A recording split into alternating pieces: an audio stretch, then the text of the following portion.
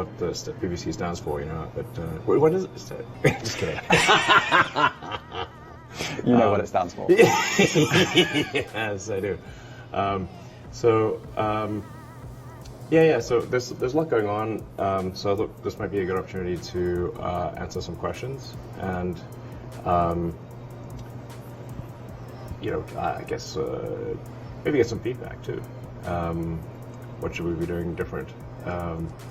I know the BBC, for example, is not thrilled about being labelled state-affiliated media. Not exactly. I mean, I was going to get to that later, but let's go for it now. It's officially objected to that term. Do you want to respond to it? Yeah. So our goal is simply to have, to be as truthful and accurate as possible. So I think we're adjusting the label to be publicly funded, which I think is perhaps not too objectionable. We're trying to be accurate. I'm not the BBC, but publicly funded is how the BBC describes it. Okay. So that would be accurate. Itself. If we use the same words that the BBC uses to describe itself, that presumably would be okay. I'm not asking you for a yes or no, since you're not running the BBC per se. It seems to pass a reasonable. So you're going to change those labels on the BBC Twitter feed and also NPR's as well? Yeah. Right. Publicly funded. Basically, we're trying to be as accurate as possible. Okay. Yeah. All right. Fine. First of all, I just want to clear something up. Are you sleeping in the office? Here? I sometimes sleep in the office.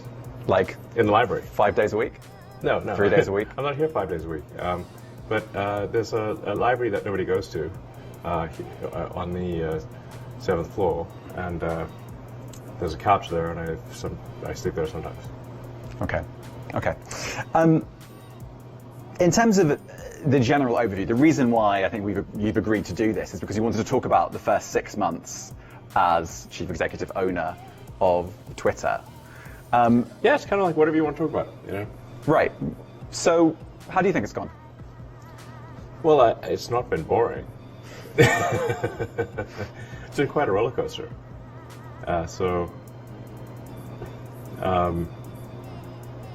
Things are going, I think, reasonably well. I mean, we've seen some all-time highs in terms of total user time. So we passed 8 billion user minutes per day, which is a lot of user minutes. So usage is up.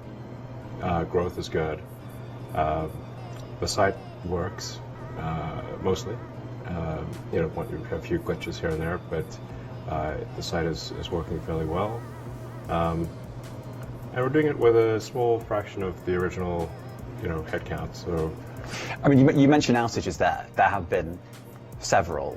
Yeah. And we've actually spoken to an engineer who works at Twitter, and they said that the plumbing is broken here and it's on fire and there could be problems at any minute.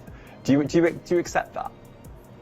I mean, there have been a few outages, but not for very long, and it's currently working fine. So it doesn't keep you up at night that Twitter might go offline again? At this point, I think we've got a pretty good handle on what makes Twitter work. And we're also doing it with 2 data centers instead of 3. So we used to have 3 data centers. We shut down one of them. So we were actually roughly two-thirds of the prior compute capability. But we've made so many improvements to the core algorithm. In some cases, we improved the core algorithm by 80%. So the actual CPU usage or computer usage is dramatically less. But the results speak for themselves. The system, despite being at all-time highs of usage, is fast. It's responsive. It's more responsive than it was before the takeover. And we've also added long-form tweets. We've added, you can now post videos after 2 hours and soon videos of any length. We're rolling out our subscriber programs so people can, content creators can actually make a living on Twitter by having some of their content behind a paywall. we open source the algorithm, so there's transparency about what tweets get shown, what content gets shown versus not. I think you say, like, what are you really going to trust? Are you going to trust some sort of black box algorithm from some other site, or are you going to trust the thing that you can actually see and understand? But do you accept that there are lots of engineers that are looking at the way that Twitter is built, and the lack of engineers, because so many have left, and are worried about the health of Twitter? Well, I mean, there've been many of these people have predicted that Twitter will cease to function. Their predictions have not turned out to be true.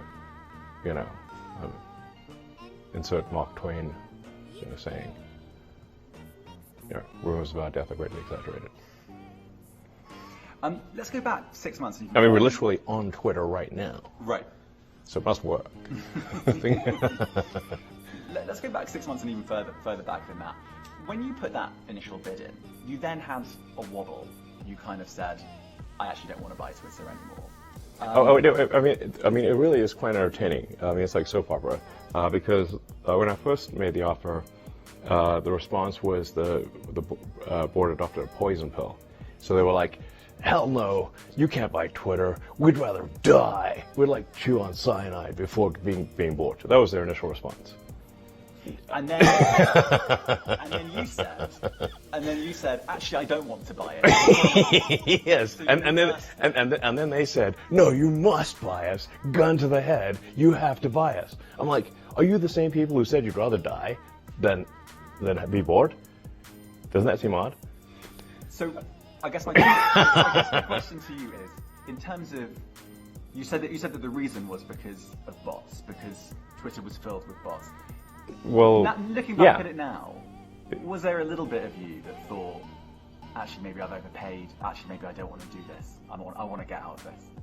Be honest. Yeah, no. The problem was that the publicly stated user numbers were in excess of the real user numbers. I've heard you talk about that. Yes, you talk about that. Yes. Basically, looking back at it now, was that the only reason that you wanted to pull out? Yes. That was literally the issue. It's like let's say you buy a warehouse full of goods, and you're told that less than 5% of the goods in the warehouse are broken. But then you actually get the warehouse. You look into the warehouse, and it turns out actually 25% of the things are broken. You'd be like, that's not what you said. So then you changed your mind again and decided to buy it. Did you do that? I kind of had to. Right. Did you do that because you thought that a court would make you do that? Yes. Right. Yes, that is the reason. Right. So you were still trying to get out of it, and then you just were advised by lawyers, look, we're going to buy this. Yes.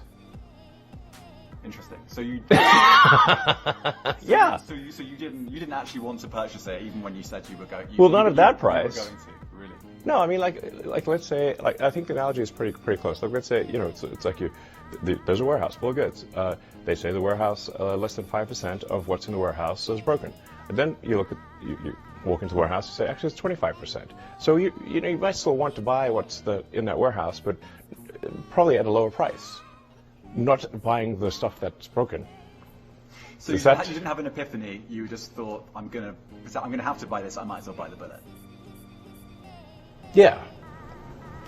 So then you walked. It's not super complicated. Right. I'm not sure you've said that before. Oh, fair enough. So then you came into Twitter. Cue a whole bunch of court cases. You said this in the BBC interview, blah, etc. So you then came into Twitter with a sync. What were your first impressions? Well, I thought, wow, this is a really nice office building. And expensive. Yes, a very expensive office building. Great decor. It's a lovely place.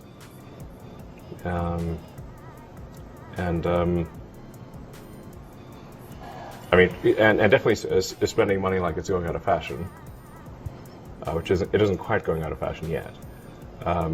So, No, I mean, the gravity of the situation is perhaps not well understood. At the point at which the company, the transaction closed, Twitter was tracking to lose over $3 billion a year. And had $1 billion in the bank. So that's 4 months to death. So this is your starting position.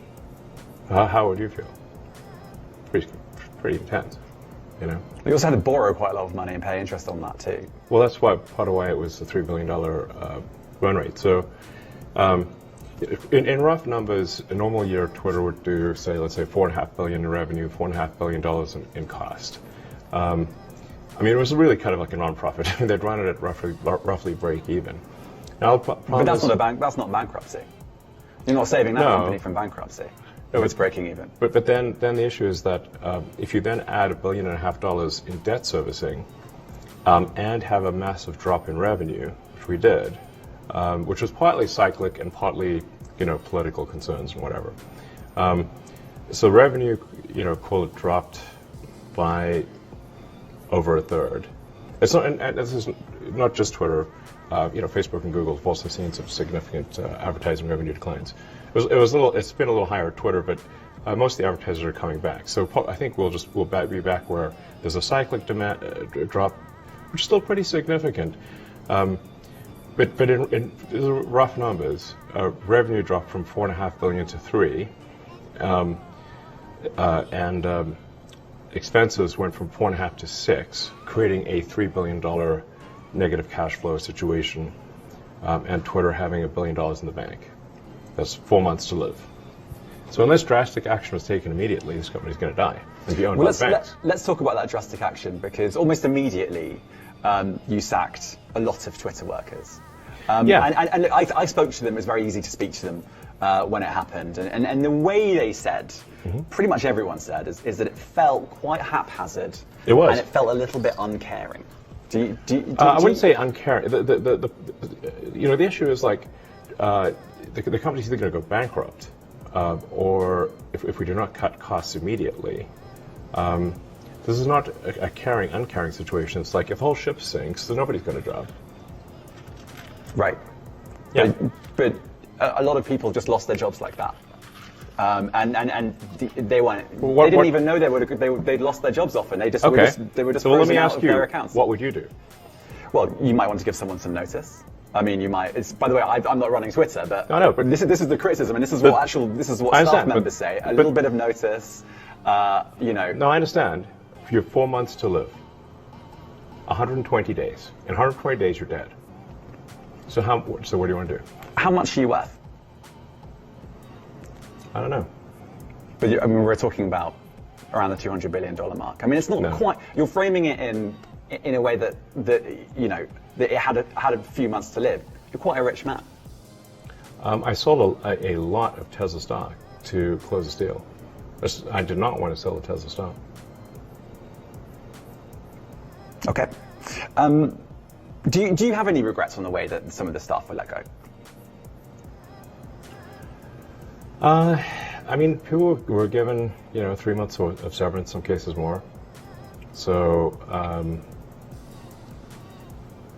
but we're like I said, the companies need to run on their own cognizance, and it's not so easy for me to sell stock as people might think. I have to sell stock during certain periods. I can't sell stock during other periods. So there are only brief windows where I can sell Tesla stock. And then this is often taken as some lack of faith in Tesla. And in fact, the Tesla stock sales caused the Tesla stock to plummet, which is not good. Do you think those two were connected? Well, the people couldn't parse the difference between I'm selling Tesla stock because I've lost faith in Tesla, which I haven't, or that it's desperately needed for Twitter.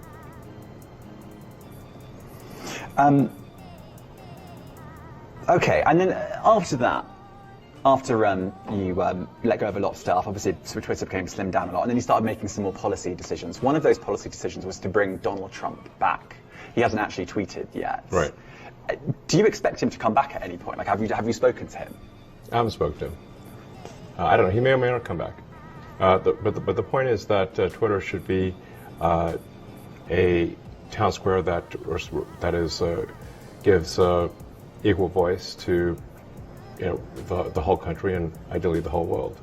It should not be a partisan politics, and the more of a partisan politics that are on the very far left of the spectrum. San Francisco, Berkeley politics normally is quite niche, but if Twitter effectively acted as a megaphone for very niche regional politics and megaphone that to the world. So, in order for something to serve as a digital town square, it must serve all people from all political persuasions, provided it's legal. Close to half the country voted for Trump. I wasn't one of them. I voted for Biden. But nonetheless, free speech is meaningless unless you allow people you don't like to say things you don't like. Otherwise, it's irrelevant. And if at the point at which you lose free speech, it doesn't come back. I think the issue some people have is that a lot of people were brought back. I mean, some people were brought back who were previously banned for spreading things like QAnon conspiracies. You have people like Andrew Tate who were brought back, who were previously banned for things like hate speech.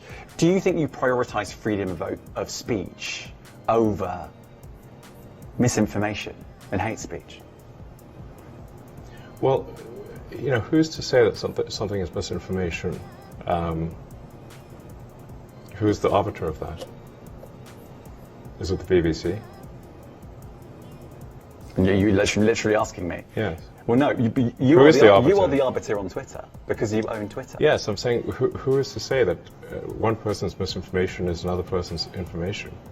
At the point at which you say that there is this is misinformation, like who is going to decide that? But you accept that misinformation can be dangerous, that it can cause real-world harms, that it can potentially cause. Yes, so the point I'm trying to make is that the BBC itself has, at times, published things that are false.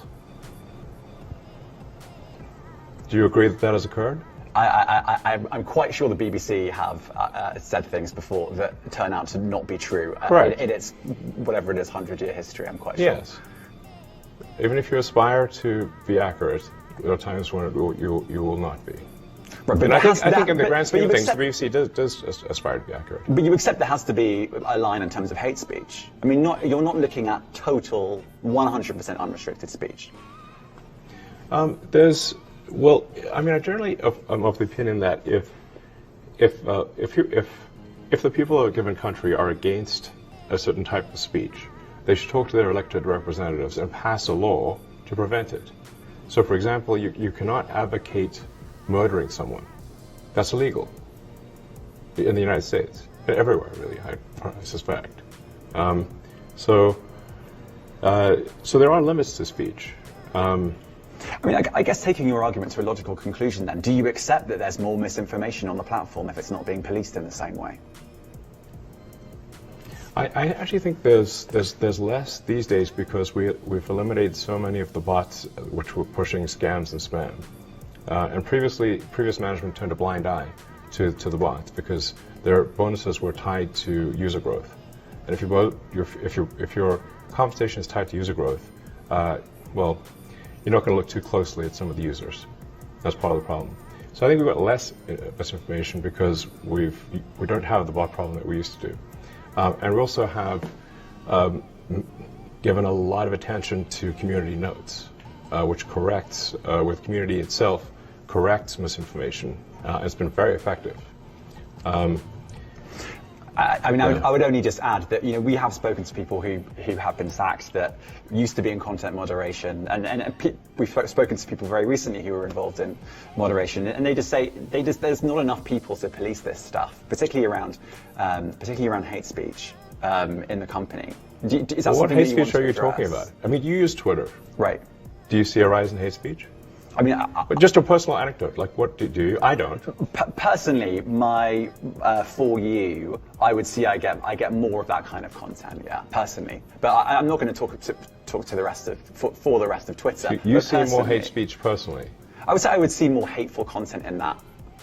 Content you don't like or hateful? What do you mean to describe a hateful thing? Yeah, I mean, just content that will solicit a reaction, something that may include something that is slightly racist or slightly sexist, those kinds of things. So you think if something is slightly sexist, it should be banned?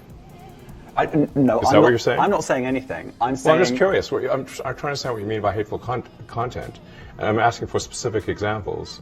And you just said that if something is slightly sexist, that's hateful content. Does that mean that it should be banned? Well, you've asked me whether my feed, whether it's got less or more. I'd say it's got slightly more. That's why I'm asking for examples.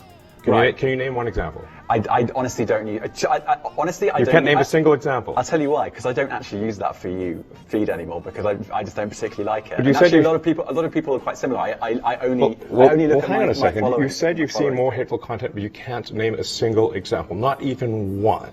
I'm not sure I've used that feed for the last 3 or 4 weeks. And Well, then how did you see that hateful content?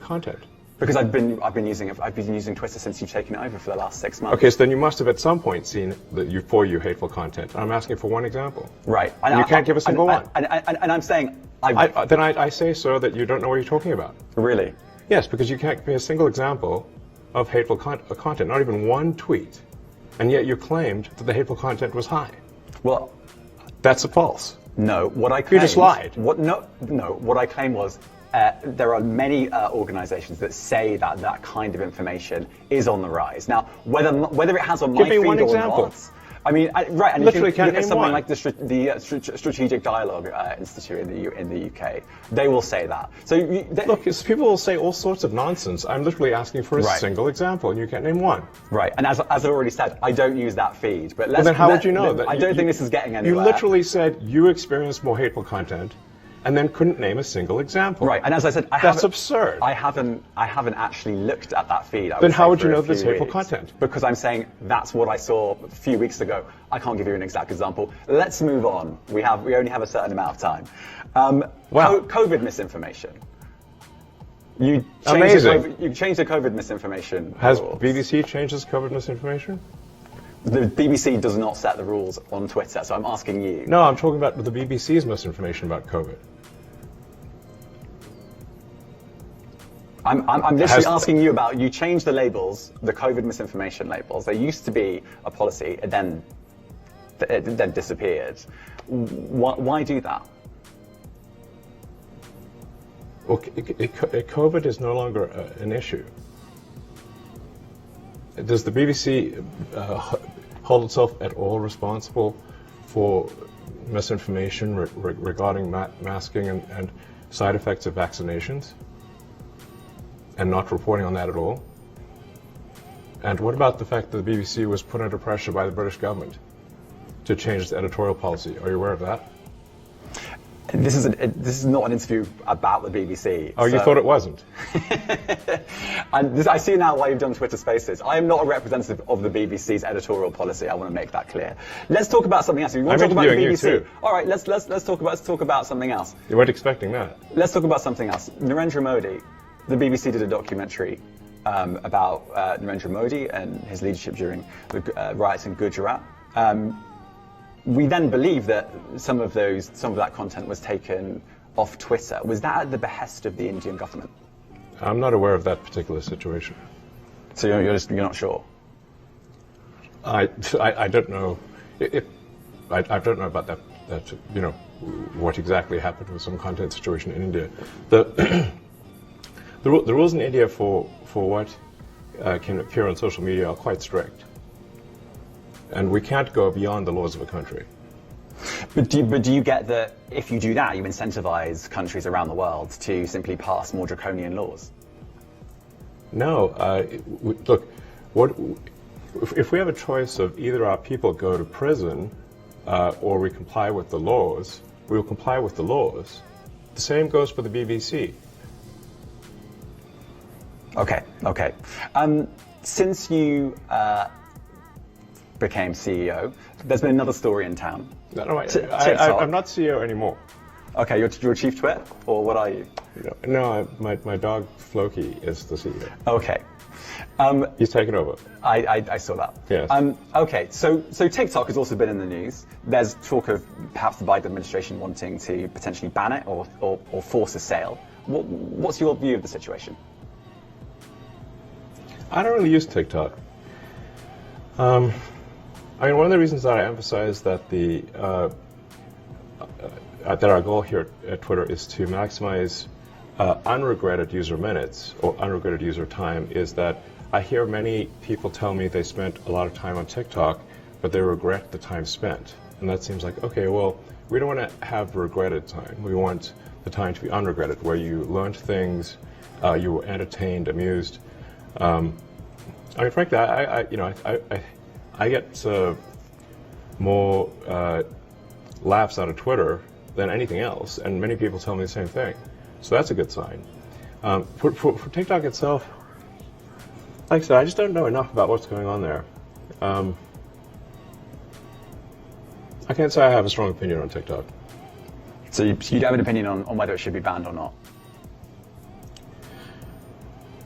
You know, I'm generally against banning things. So I would probably not be in favor. I mean, it would help Twitter, I suppose, if TikTok was banned, because then people would spend more time on Twitter and less time on TikTok. But even though that would be even if it would help Twitter, I would be generally against banning of things. Okay. Do you feel sometimes that your many business interests might get in the way of you having opinion? I mean, for example, Tesla has major connections in China. Do you wouldn't have a certain opinion on something or feel uncomfortable about saying something because of your other business interests elsewhere? Do I look uncomfortable? Actually, I do. I look uncomfortable. Yeah, I mean, Tesla's got activities around the world, and so does SpaceX. You know, once in a while, those things do come into conflict. But it's not like Twitter's like, you know, operates in China. It doesn't. It was banned in China. So, and certainly I've received no communication whatsoever from the Chinese government with regard to Twitter. Okay.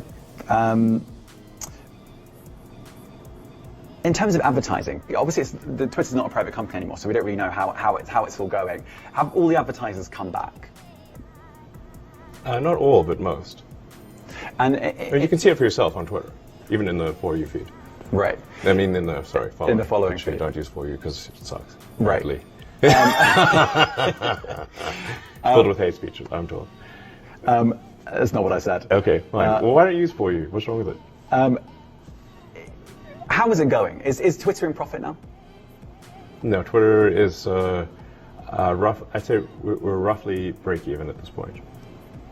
And I think you've said before you see a world where you could be in profit. Is there a timeline on that, do you think?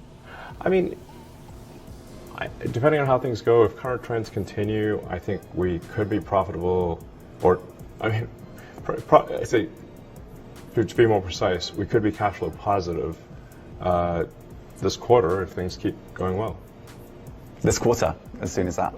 Possibly, yeah. Wow. And do you have a message for the advertisers? I mean, can you say which advertisers haven't come back? I think almost all of them have either come back or said they're going to come back. There are very few exceptions. Can you say any of the exceptions? I actually don't know of anyone who said definitively they're not coming back. They're all sort of trending towards coming back. But there are some that just haven't. Jump in, the water's warm. It's great. That's your message to the advertisers who haven't come back. Yeah, I mean, look, you know, if Disney feels comfortable advertising, you know, children's movies, and Apple feels comfortable advertising iPhones, those are good indicators that Twitter is a good place to advertise.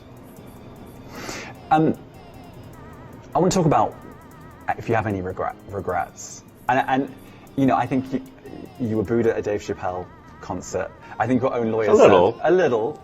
Well, some say a little, some say a bit more. I think your own lawyer said you couldn't get a fair trial in San Francisco because there are lots of people that don't necessarily like you here. Yeah, but you know, I have to say I was wrong. He was wrong, I guess. Because I was acquitted by the San Francisco jury unanimously. So Yeah. But I guess. But look, do you have any regrets buying Twitter? I think it was something that needed to be done. I mean, you said It's been earlier quite that you, difficult, you know. I'd say that like the pain level of Twitter has been extremely high. This hasn't been some sort of party, so it's been really quite a stressful situation, you know, for the last several months. Not an easy one. But apart from the pain, I mean, so it's been quite painful. But I think at the end of the day, it should have been done. I think. Were there many mistakes made along the way? Of course, you know,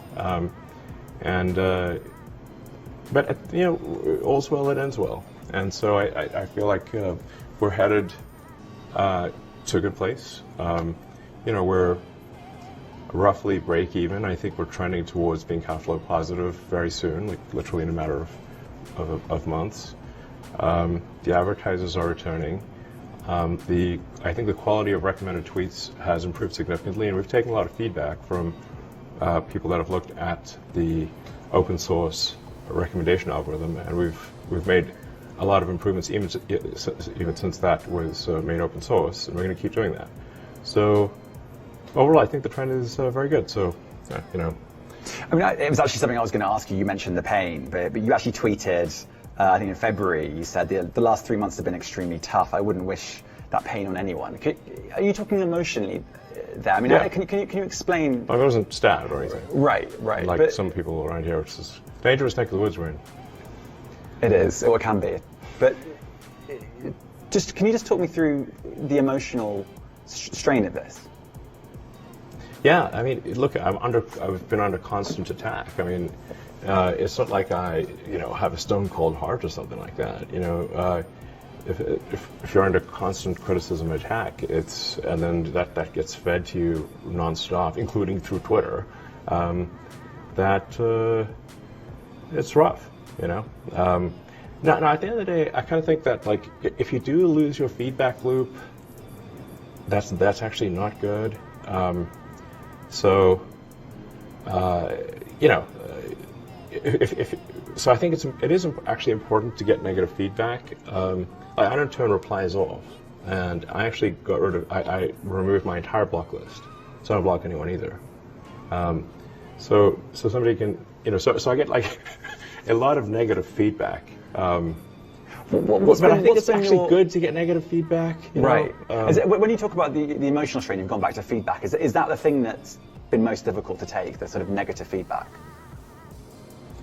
Yeah, I mean, if the media is writing non-stop stories about why you're a horrible person, I mean, you know,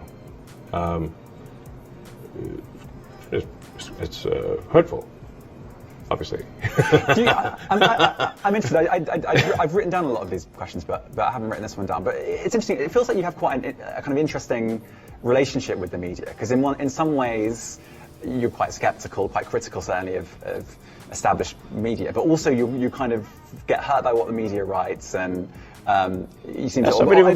You do get your news still from the BBC, as you've already said. So I literally follow the BBC on Twitter. So do you feel you have a kind of odd relationship with the media? Yes. Go on, explain. No, it is somewhat of a love-hate relationship, although, I mean, it might be tilted a bit more towards the hate. But, you know, it's you know, I think this is sort of part and parcel of having a free media situation, which is that you know, I do take heart in that the media is actually able to trash me on a regular basis in the United States, in the UK, and whatnot. Whereas, you know, in a lot of other places, the media cannot say mean things to powerful people. Okay. But I think it's better that we have a situation where the media can say mean things to powerful people. If we're talking about the media, let's talk about verification labels.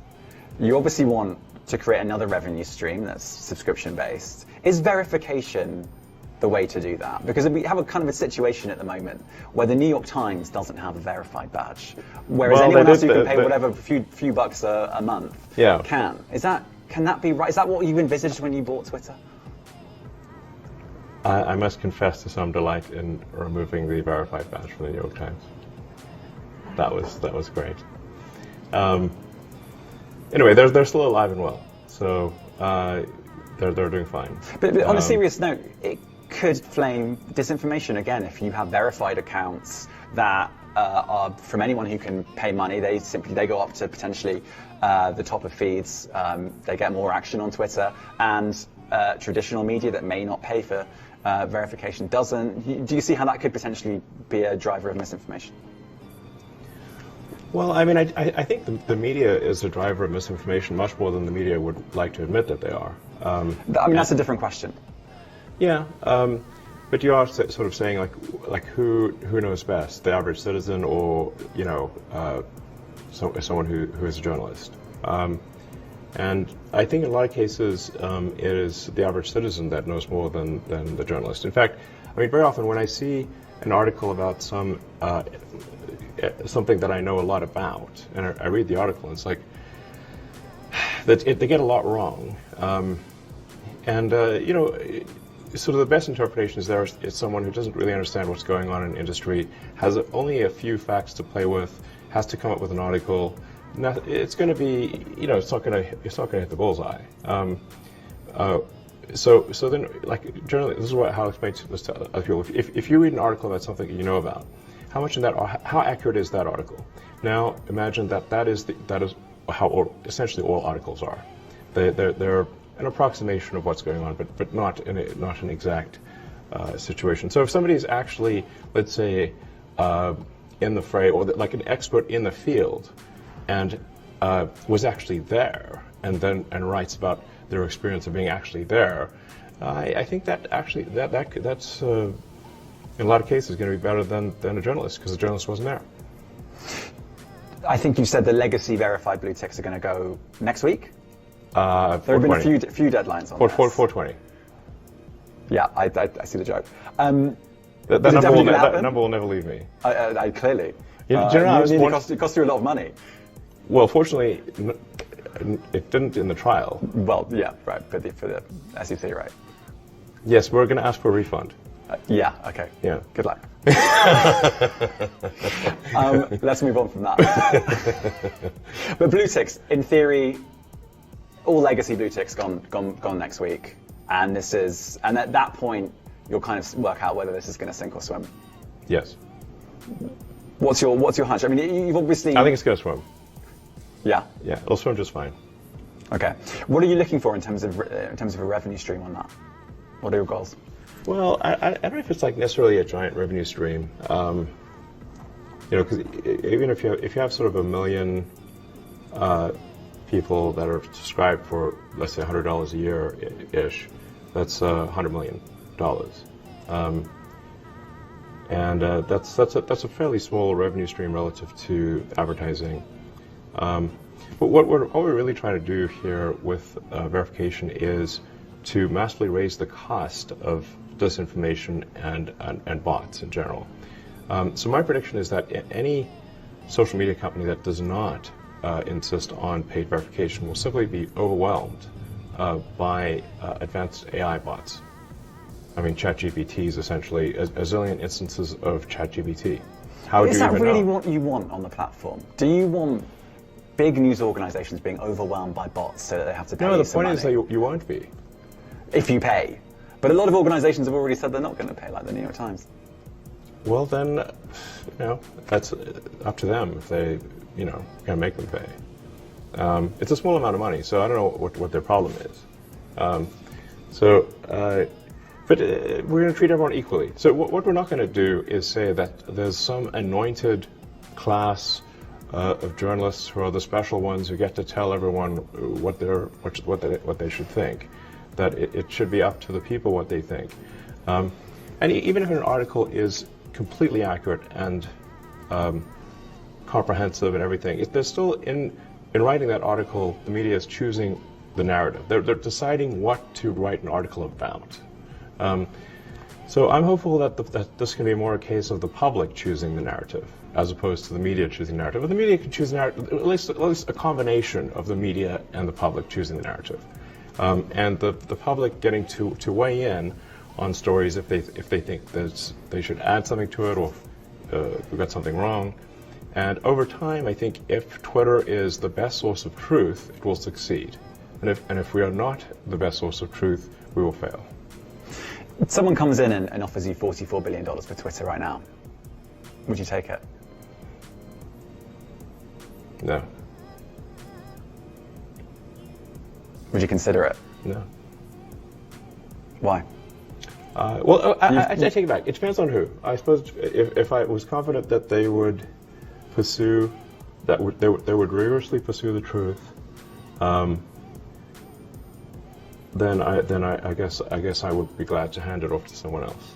I don't care about the money really, but I do want to have some source of truth that I can count on, and I hope that's our aspiration with Twitter, is to have a source of truth that you can count on. It's also real time. It's an immediate source of truth that you can count on, and that gets more accurate with time as people comment on a particular thing. Well, if you don't care about the money, you could just give it to someone that you think is a good person to run Twitter. Who do you think that might be? I'm not the boss of Twitter. No, but you might still have an idea. Who could run Twitter? Yes.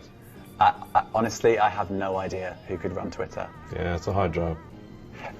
Okay, let's move on to. You said that you were going to stand down as I already have. chief executive, right? Okay. I keep telling you, I'm not the CEO of Twitter. My dog is the CEO of Twitter. Okay. Have you got any? It's a great dog. Other than the dog. It's very alert, and it's hard to get anything by him. Okay, that's good to know. Other than the dog, have you got any successes in mind? He's got a black turtleneck. I mean, what more do you need? Okay. All right. We're going down that route. Steve Jobs or Elizabeth Holmes are you making reference to? I guess more Elizabeth Holmes. Okay. I've forgotten the question now. She's got a husky voice and a black turtleneck. Problem solved. What were we talking about there? Who would you want? Have you got a successor in mind? Oh, not yet. Hopefully at some point. Right. So, because you did say you were going to stand down. Well, I did stand down. Okay.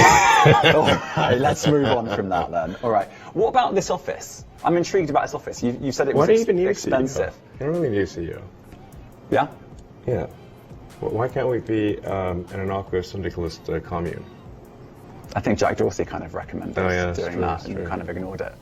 Yeah, it was kind of that, actually. This office, are you thinking about moving out of San Francisco? Not yet. Not yet. Not yet. No, I mean, this place is nice, and we I kind of like this office building, actually. Yeah. Okay, so you're not, because I know you've talked about there's been high levels of crime here. You actually said at one point. I think we should do something about the crime. Right. People are dying. Right. We should take action. You've also talked about how potentially, I think you might have been joking, but you could turn this into a homeless shelter. So I guess the reason I'm asking is, we tried to turn it into a homeless shelter, and the building management, the building owner rejected it.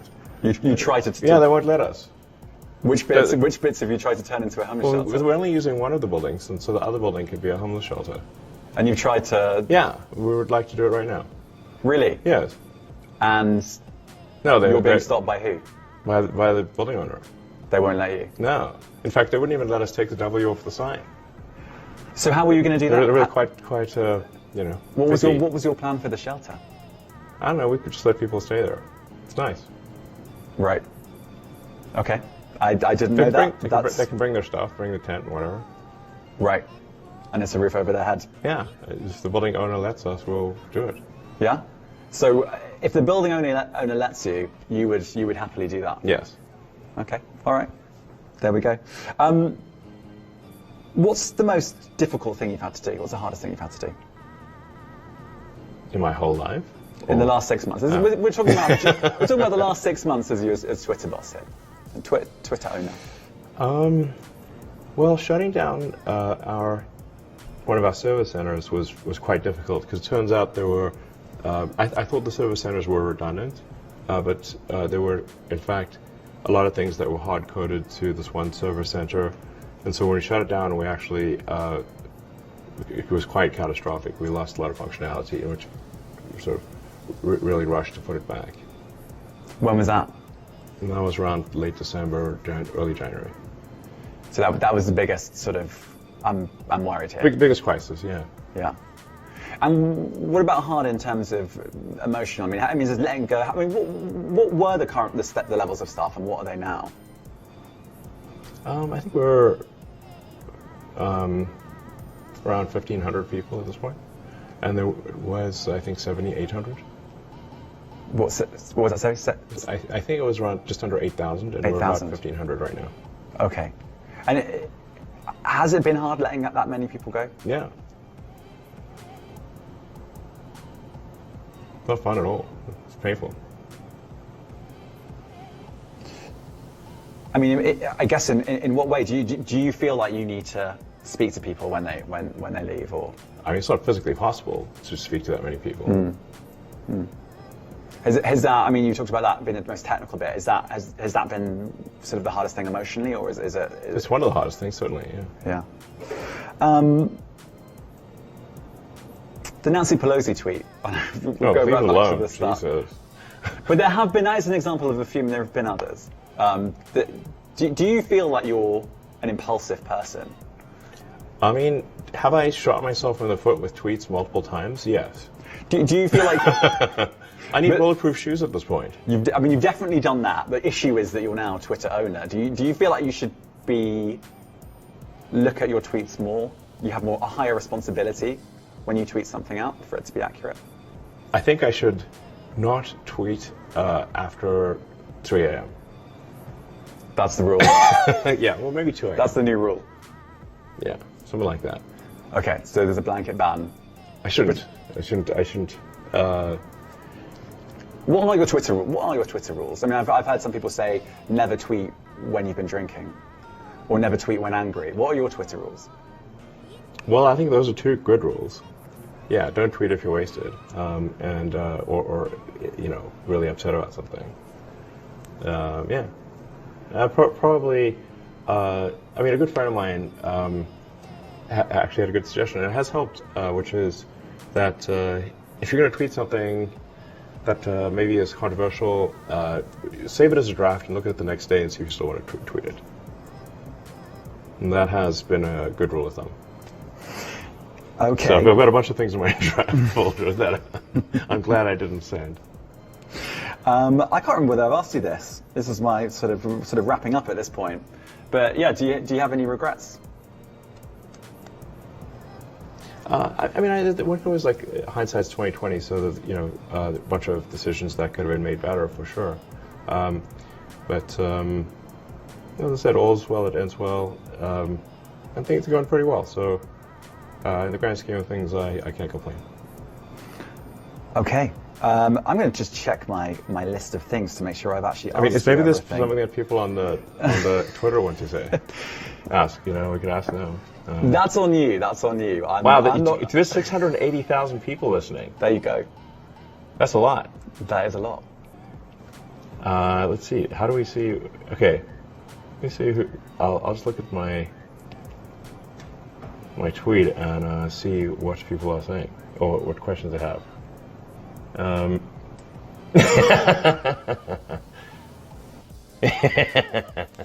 Do you like the BBC? Do you like BBC? Okay, yeah, we're not going to do this. Oh, I can't interview you? Obviously, I work for the BBC. But do you like BBC? I know. I see what you're doing. I'm not going to respond to that. Okay, I think we can finish the interview there. If you want to continue, thank you very much. Well, Elon, for come doing on. this. I really appreciate it. Sure, you like BBC. Come on. I'm not engaging. All right. Elon, it honestly has been a pleasure talking to you. It really has. And if you want to carry on answering questions on this, then go for it. But I'm not going to. Okay. Well, I'm just trying to see if there's any good. There's a lot of comments here. I can imagine.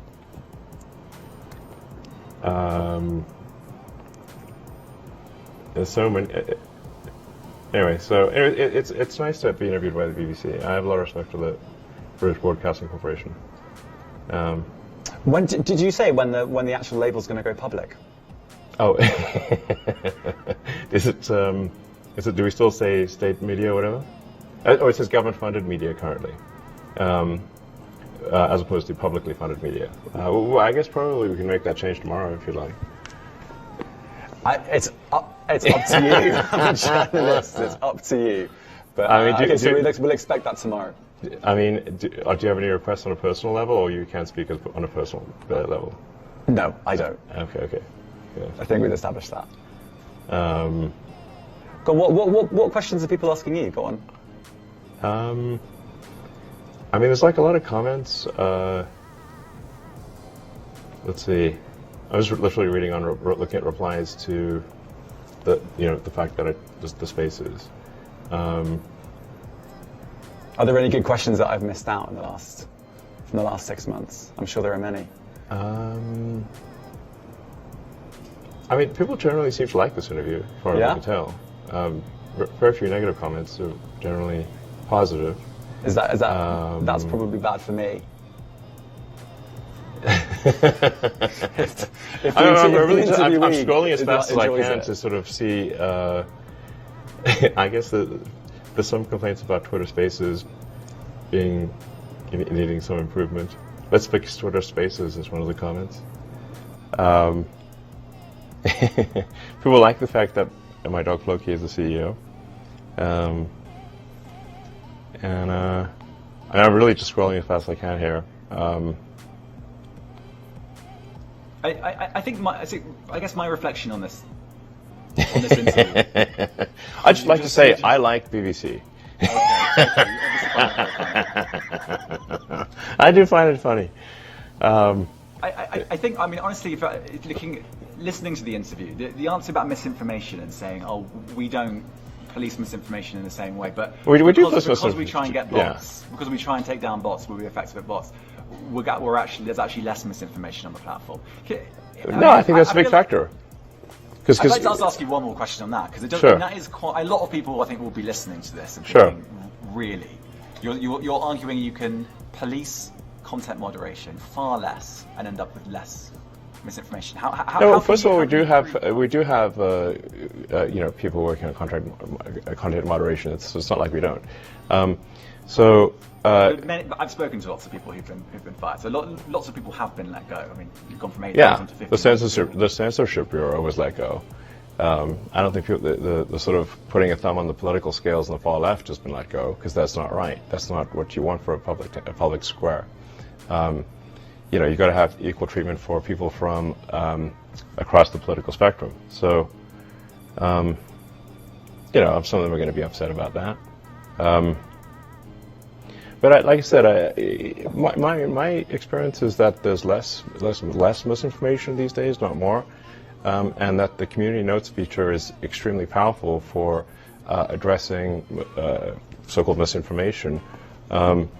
I mean, you've had community notes placed on your own tweets. Yes. One of them involving an alleged diamond mine. Diamond mine? A mine that. What diamond mine? A mine that your father part owned. Yeah, my father never owned a diamond.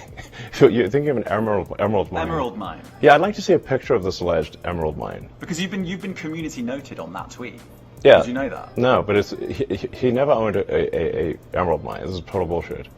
Not even a 50% stake. No. Because in community notes. But first of all, okay. Do you think something like an emerald mine would have like some sort of property register? There'd be like a picture of it. It's not like you can say, "Oh, that's my mine."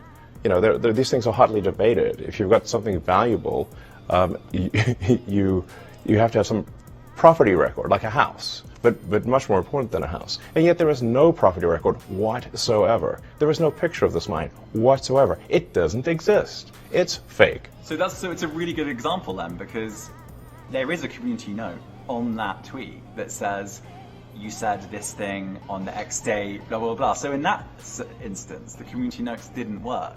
So you're saying that that's a way of solving misinformation, but you're literally saying one of those community notes is wrong. in the community note may be referring to a thing where I went on a trip with my father to Zambia, but I never saw any mine or anything. So there's no mine.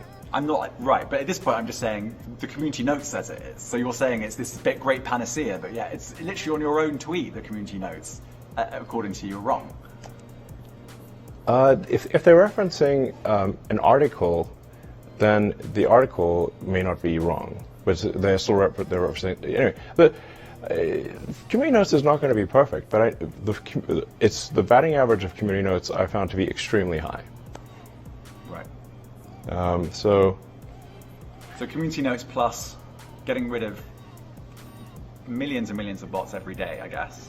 That's what we're talking about. Yeah.